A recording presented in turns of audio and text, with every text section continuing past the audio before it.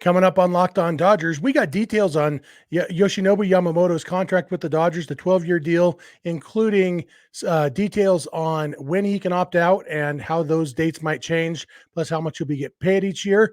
We will also dig into another Japanese superstar pitcher, Roki Sasaki, who could be available next offseason and might be coming to the Dodgers. And while we're on the topic of Japanese players who might be coming to the Dodgers, there's slugger Munetaka Murakami, who could be available the year after that and could slot in as Max Muncy's replacement at third base. So much to talk about with our Japanese Dodger friends. So let's get Locked On Dodgers. You are Locked On Dodgers, your daily Los Angeles Dodgers podcast. Part of the Locked On Podcast Network, your team every day.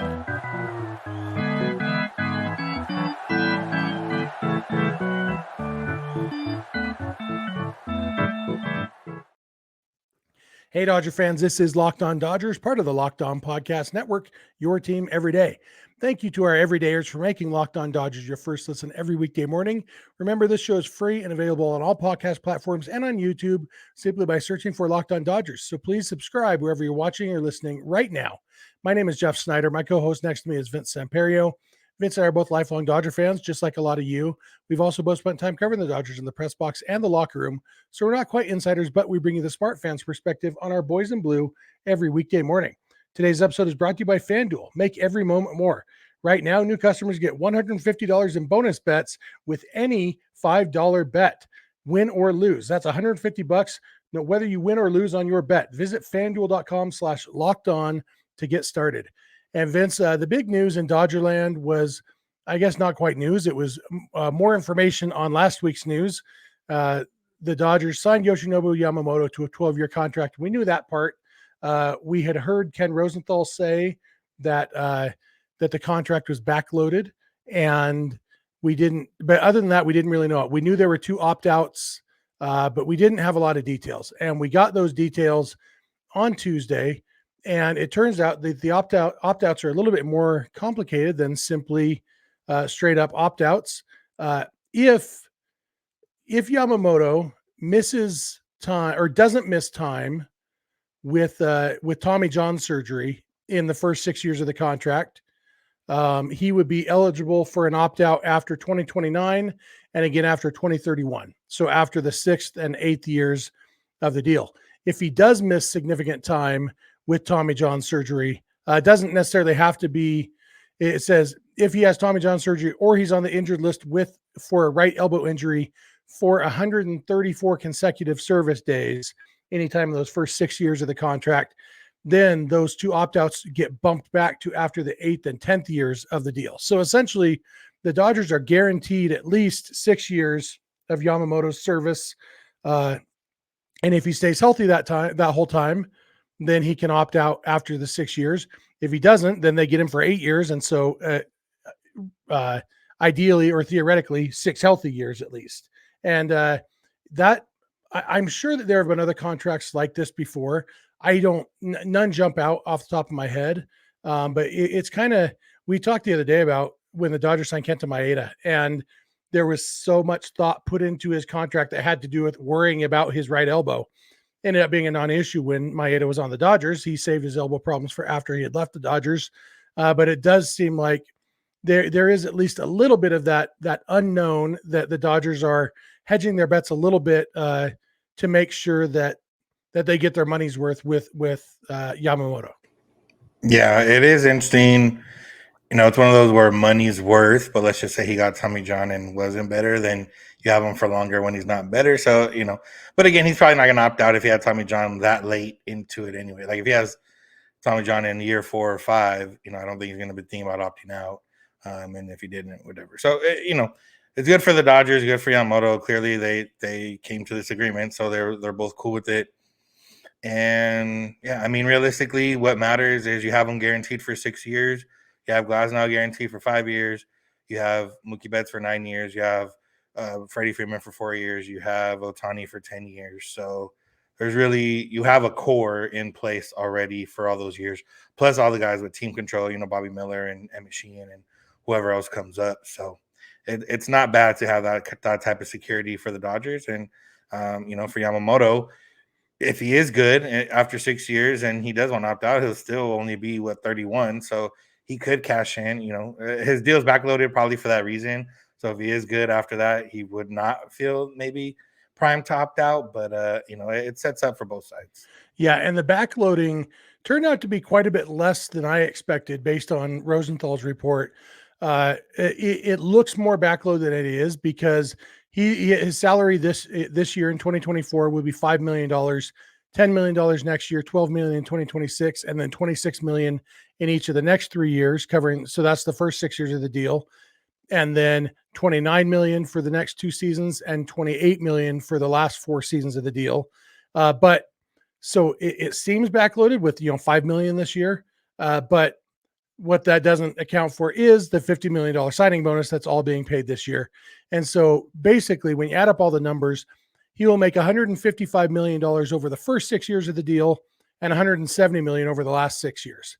And so it's not even backloaded enough to account for inflation. Realistically, it is. There's almost no backloading there. And so that might increase the chances that he would opt out because, $170 million over 6 years is what is that? Almost, $28-ish million a year. If Yamamoto is great for the next 6 years, there's no chance in the world that he couldn't get more than that in free agency at 31 years old. And so, it does seem like if he stays healthy and as good as people hope he's going to be, I think the structure of this contract makes it pretty likely that he would opt out in 6 years. And honestly, I think that probably is a perk of this deal for both sides. Yamamoto has the opportunity to opt out and cash in even more. And the Dodgers, we know how the Dodgers feel about paying pitchers into their mid to late 30s. And so the fact that maybe they don't have to pay him till he's 37, they can pay him for his prime years, and then somebody else can pay him for what he's done rather than what he's going to do. I have to imagine that would appeal to the Dodgers, at least right now, not knowing anything else. Yeah. And it is appealing on that end. And it's one of those where, by the time we get to that point, 28 million might be what these guys are getting on 1-year deals right now, the 15, 16 million, if things continue to trend that way. So it's one of those where, like I said, both sides are protected in their own way. And, it's one of those where you always hope, like, all right, if Yamamoto's good in 6 years, then maybe, and the Dodgers win a couple championships, maybe that's just like, all right, cool, I'll just stay here. I'm cool. Yeah. Yeah. And I'm going to tangent a little bit about Yamamoto, just something that drove me crazy today. We see it all the time on social media. The phrase hasn't thrown a single pitch in MLB, and the fact that Yamamoto has the biggest contract for a pitcher in baseball history, and he hasn't thrown a pitch in MLB. And then today on MLB Network Radio, I heard Ryan Spielborg's echoing that social media sentiment. And I wonder if these people realize that technology allows us to actually see how players play in other places. Like, yeah, we haven't seen Yamamoto pitch in MLB. We've seen him pitch against big leaguers in the World Baseball Classic. We've seen him pitch against Japanese league players, and we have a lot of years of data to tell us about how that translates. So it's kind of crazy to me that so many people are hung up on this hasn't pitched today in MLB. And I suspect it's a lot like the 2020 World Series, where the people who were most hung up on it were the people who most wanted him on their team. And now it's their way of making themselves feel better, just like all the fans who wanted to win the 2020 World Series. And then as soon as they got eliminated, it became a fake season. It's just weird to me. It was weird to me to have like an actual former player trumpeting that same brain dead comment, Yeah. But, it is a fact, I guess. So it is a fact. Yeah. It's just meaningless. But there's another Japanese star pitcher, Roki Sasaki, who had asked to be posted this offseason. That was never going to happen, but it seems like there's a good chance he's going to be posted next offseason. And it seems like there might be a good chance he might end up with the Dodgers. So we're going to come back and talk about that. So please keep it locked on Dodgers. This episode is brought to you by FanDuel, America's #1 online sportsbook. Right now, new customers get $150 in bonus bets guaranteed when you place a $5 bet. The NFL season is wrapping up, but there's still so much time to get in on the action with FanDuel because, like I said, you can get $150 in bonus bets. All you have to do is place a $5 bet. Remember, we used to tell you had to win a $5 bet. Don't even have to win anymore. You can be the worst at betting in the world, and you can still get your $150 in bonus bets because all you have to do is place a $5 bet and you get your bonus, win or lose. The app is so easy to use, and there are so many different ways to bet, like live same game parlays. That means picking like multiple things to happen in the same game. If you hit them all, it just builds on itself. You can make so much more money. You find bets in the new Explore tab, make a parlay in the Parlay Hub, the best way to find the popular parlays, and more. So visit fanduel.com/lockedon and make your first bet a layup. FanDuel, official partner of the NFL. Hey, we're back. We want to thank you for making Locked On Dodgers your first listen every weekday morning. Especially want to thank our everydayers. If you're not an everydayer, it's easy to become one. Just watch or listen every weekday morning. We also want to remind you that there are two 24/7 streaming channels on YouTube from the Locked On Podcast Network, which is your team every day. One is called Locked On Sports Today, and the other is called Locked On Sports Los Angeles. They both give you the full rundown in sports, one focused on all the sports across the nation, the other one focused specifically on Los Angeles. Both of them really good to help you stay up to date, and they are streaming 24/7 on YouTube. If you're watching this episode on YouTube, we'd love to hear your thoughts in the YouTube comments section. If you're listening on the podcast, we'd love to hear from you through social media or email. Or an even better way to hear from you is for you to become a Locked On Dodgers insider by going to joinsubtext.com/LockedOnDodgers. You can sign up there. It's just a few bucks a month. It's a great way to support us. It's like, picture it like a Patreon where, you maybe support your favorite podcast by donating a couple bucks a month. Well, this is like a Patreon, except you also get text messages from us throughout the day with our thoughts on rumors and news and all that. Plus, you can respond to us. We can have conversations via text. You don't have to download an app or anything. It literally just goes to a text message on your phone. It's a lot of fun. So go to joinsubtext.com/LockedOnDodgers to get started there. And let's talk Japanese pitchers. We talked about Yoshinobu Yamamoto. Up next is Roki Sasaki, who is probably, from what we've heard, and again, let's parrot the brain dead comment. He's never thrown a pitch in MLB, just so you know. But he's 21 years old, or just turned 22, and he, most people agree that he is a better pitcher than Yoshinobu Yamamoto or Shohei Ohtani. Both of those guys, Shohei Ohtani has proven to be very good in the big leagues. We have high hopes for Yamamoto, and Roki Sasaki may be the best of all of them, and he is hoping to be posted next year. He could wait until he's a little bit older so he could get more money the way that Yamamoto did, but he looks like he wants to take the Shohei Ohtani route where he would be subject to the international spending limits that teams have, and so he couldn't get a huge contract. He could get a relatively meager contract, but get a chance to play in the big leagues. And Vince, it seems like there might be a few factors working in the favor of him ending up with the Dodgers. Yeah, there's a few things where these are all reports reports or rumors, whatever the case. But we're going to talk about it. The one, that we've heard before is that Japanese players, didn't want to play with each other to kind of step on each other's toes. I feel like Yamamoto and Ohtani have kind of squashed that. New generation is they want to play with each other. We'll talk about another player in the next segment who directly said, wanting to play with Ohtani in the future. Roki Sasaki, I don't know if he's on record saying that, but he's definitely seems interested. Many expected him to be a Boris client. For the Dodgers' sake, he's not a Boris client. It looks like he's going to be represented by the same agent that Yoshinobu Yamamoto had and Joel Wolf. So obviously a good sign for the Dodgers. And, the fact of the matter is for the Dodgers, when money's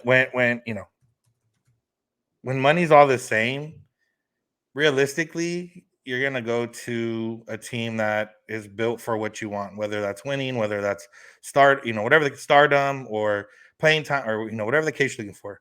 In the case of Ohtani a few years ago when he came over like this, I still directly feel if there was a universal DH, he would have been with the Dodgers already.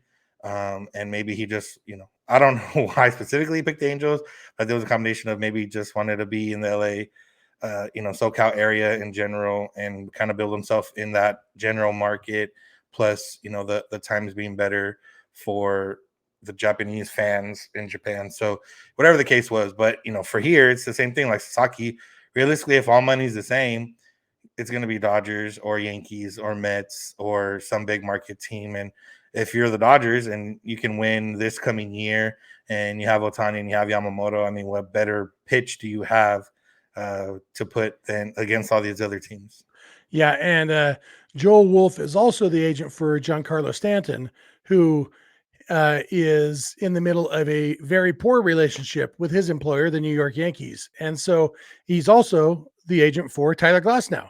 So Joel Wolf has negotiated 2 contracts with the Dodgers in the last 3 weeks and probably has some grumpy feelings towards the Yankees. And so, that can all clear up over the next year. But, given how Stanton's likely to perform over the next year, doesn't seem super likely that anybody will be happier about that relationship over the next year. So, if obviously it's up to Sasaki, whether the agent likes the team or not doesn't mean a whole lot, but you assume that a guy hires an agent to give advice. And, if Joel Wolf's advice is just so the Yankees will love you when you're playing well, but they will treat you like dirt when you're not, whether it's true or not, if that's the agent's perception, that could transfer into being the player's perception too. And, it will come down to it. It actually might not be all entirely even because it does come out of international signing pools, and the Dodgers might actually have less on that front because they are a big market team. They are a luxury tax paying team. And so all those things can impact your international signing bonus. That's something that they will certainly keep in mind as they are looking at where they are in relation to the luxury tax. But when you look at Sasaki, like if you're not familiar, like I said, he just turned 22. He's exactly 3 years older than my daughter, which makes me feel pretty old. I was 24 years old when he was born. So I don't think my major league career is going to happen, Vince. I've started to think that. Last year, as a 21-year-old, he had a 1.78 ERA in Japan.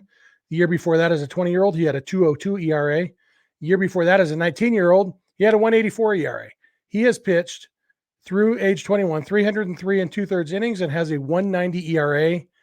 In those 303 innings, he has 395 strikeouts, just 59 walks. It's just insane numbers, especially for that age.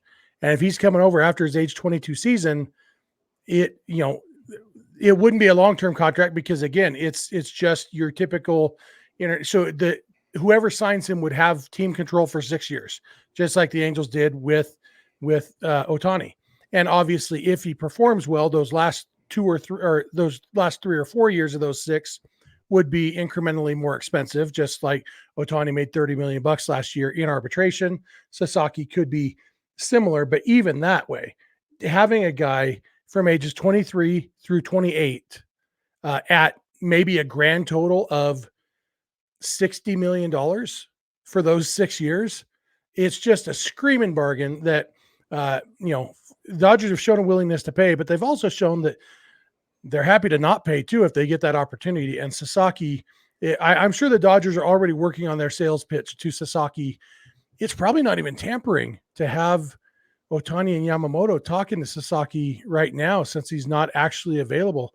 Maybe they're already talking up to their friend. And I don't know. Didn't Aegon get in trouble for giving Ohtani that Dodger bag a few years ago or before he came over? Oh, did he? I don't know. Yeah. So, but I've seen Sasaki in person. I saw him in the World Baseball Classic. Dude throws BBs. It was, pretty impressive.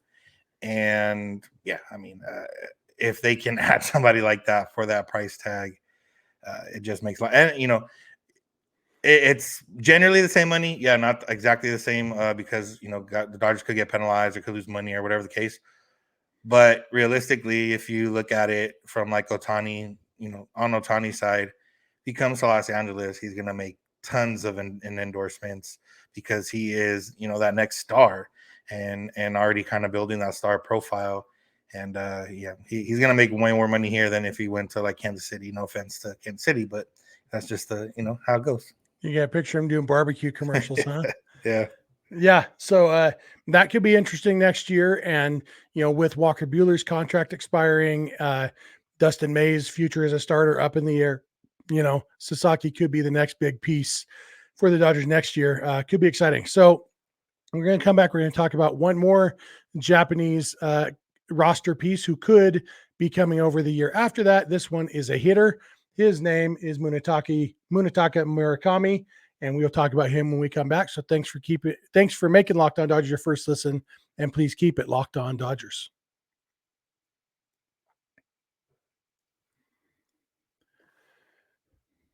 Hey, we are back. Thank you again for making us your first listen, especially to all our everydayers. We really appreciate you. Please become a Locked On Dodgers insider by going to joinsubtext.com/LockedOnDodgers. You can support us. It's just a few bucks a month. There's a free 14-day trial, and it's a lot of fun texting back and forth with you guys over there. So check it out. Also check out the 24/7 streaming channels on YouTube from the Locked On Podcast Network, your team every day. Those are Locked On Sports Today and Locked On Sports Los Angeles. You can find this podcast on Locked On Sports Los Angeles, along with our buddy Doug McCain and his, I can't remember his co-host name, something Rogers, I think. But I turned on Locked On Sports Los Angeles the other day, and I caught an episode of Locked On Rams with Doug and his co-host. It was really good. I don't even care about football, don't care about the Rams, but I enjoyed it. Doug is very knowledgeable, has a good voice, and his co-host was really good too. Not so good that I remember his name, but pretty darn good. So check out Locked On Sports Los Angeles and Locked On Sports Today. They're both streaming 24/7 on YouTube. And with that said, there was an article that it's kind of a little tricky because it is transferred or translated from Japanese here where I'm reading. But basically, according to this article, the headline, when translated from Japanese, it's very wordy. It says, "Will Munetaka Murakami join the Dodgers in 2 years? Overseas media makes bold predictions. Will he be the ideal replacement for Muncy?" And basically, the point of the article is that some reporter in Mexico reports that Munetaka Murakami is likely to sign with the Dodgers in 2 years when he is posted and comes over to Major League Baseball. The reason that is a big deal, he is a third baseman. His nickname is Japan's Aaron Judge, which kind of tells you everything you need to know. But just in case it doesn't, let me read you his slash line from 2022. He won the Triple Crown in Japan, batting .318 with a .458 on-base percentage and a .711 slugging percentage. That's a .1168 OPS. He had 56 home runs, 134 RBIs, and just 128 strikeouts and 118 walks in 612 plate appearances. It's one of the weaknesses that's listed in this article is that he does strike out too much, and even 128 strikeouts is a lot for Japan. In 2023, he actually struck out quite a bit more, had 168 strikeouts. So even that, it's above average for Major League Baseball. It's a whole lot for Japan, and you have to assume that whatever his true strikeout rate is, it's going to be a little bit higher in Major League Baseball than it was in Japan. But it seems like, especially with the Dodgers, I guess the other weakness is his defense. So a left-handed hitting, right-handed throwing, slugging third baseman who strikes out more than we would like and doesn't play great defense and hits a lot of home runs. Sounds like basically the reincarnation of Max Muncy, right? Yeah. I mean, if Max Muncy went over to play in Japan, I'm sure he'd have 50 home runs too. So, yeah, it seems like it. Murakami, again, another one who played in the World Baseball Classic. He overall, his numbers were solid. 826 OPS, in 7 games, had a homer, 3 doubles, 6 RBI. He did strike out 13 times and 26 at bats, but still had a 364 on base percentage. He also added 6 walks. So he seems like a guy that can draw a walk, can hit for power, and strikes out a little bit too much. And if you strike out a little bit too much in Japan, you might strike out a little bit too much over here in the big leagues. But again, he's got 2 years to kind of figure it out in terms of if he has any changes to his swing, or if he gets better with age. And then it feels like, and we've talked about Imanaga now, we've talked about Sasaki, we've talked now about Murakami, and I mentioned the other day, like, it's one of those things where the Dodgers are probably going to be a destination, or at least linked to any big time player coming out of Japan for the next 10 years, especially considering, or assuming that Otani will be here, assuming him and Yamamoto stay here and they perform well. And it seems like these guys want to play together. Murakami, I saw a tweet about from an article before the World Baseball Classic, and basically he was like, I'm gonna have to not be in awe of Otani when I play with him in the World Baseball Classic. I still want to get an autograph though, and basically being in awe of the guy, and mention that I can't tell. I didn't have the full context of the quote, if he was talking about playing with Otani just specifically in the World Baseball Classic or just in the future in general. But either way, he wanted to play with Otani, and I feel like a lot of these guys, Otani is like the LeBron James of basketball, or somebody huge, Tom Brady in football, where global name where people know. And if you're a guy coming up, you're gonna want to play with those guys, and you're also gonna want to compete against them if you end up not playing with them. But why wouldn't you want to play with him? Yeah, maybe Murakami can be Gronk to Otani's Tom Brady. And it's also worth mentioning, Murakami is only 22 years old when he won that Triple Crown in Japan. He's going to be 24 next month. I was only 22 when he was born, so that makes me feel a little bit less old, but not much, I guess. It's pretty remarkable what he's done at that age, and with the caveat that this is the Japanese league, it's not quite Major League Baseball level overall, but it is, according to pretty much everybody who knows, it's like a little bit better than AAA. And if somebody hit 56 home runs and had an 1168 OPS in AAA, they would be a huge, huge, huge prospect. Nobody's hit 50 home runs in the minor leagues since Ron Kittle in like 1981 or 82. So, I mean, it's pretty ridiculous what he's done at this young age, even though it is Japan. And so I'm excited to see him come over. And I wish that there was more context in this article about why people think he's coming to the Dodgers. If it's, a source who tells them that, or if it's just that the Dodgers make sense. It's, a lot of it is just, well, Max Muncy's contract will be up, but there is an actual quote. It says, this Mexican report, as quoted on this Japanese website, and then translated into English. So take it for what you will. Says, due to the team's strategic moves, the team is moving towards signing another Japanese talent, Munetaka Murakami, a powerful home run hitter. It looks like it's happening, the source said. Furthermore, Murakami played with Otani during the World Baseball Classic and made a strong impression on the Japanese national team. There's a possibility they could play as teammates at the Los Angeles club as well. So when it says in quotes, it looks like it's happening. I can't tell if that's a quote from the Mexican article or if it's a quote from a source quoted in the Mexican article. I don't know. But the fact is there's definitely smoke. Maybe that means there's going to be fire. Yeah. I mean, it's one of those things where we could put together, like we could connect the dots on Sasaki and Murakami right now, write an article, throw a fake quote in there. Not that saying that the quote is fake, but it all makes sense. And as what we've seen with this offseason, specifically from the Dodgers, what's made sense, they've done. Otani made sense, they got him. Yamamoto made sense, they got him. Glasnow made sense, they got him. There's still maybe more moves to be made that makes sense. But for the Dodgers specifically, especially with, like I said, with certain areas locked in already, DH is locked in, first base, second base, or right field, depending, who else they get. There's different spots locked in. There's only so many spots available. And if third base does become open and Murakami's coming over that year, it makes a lot of sense to kind of slot him in there.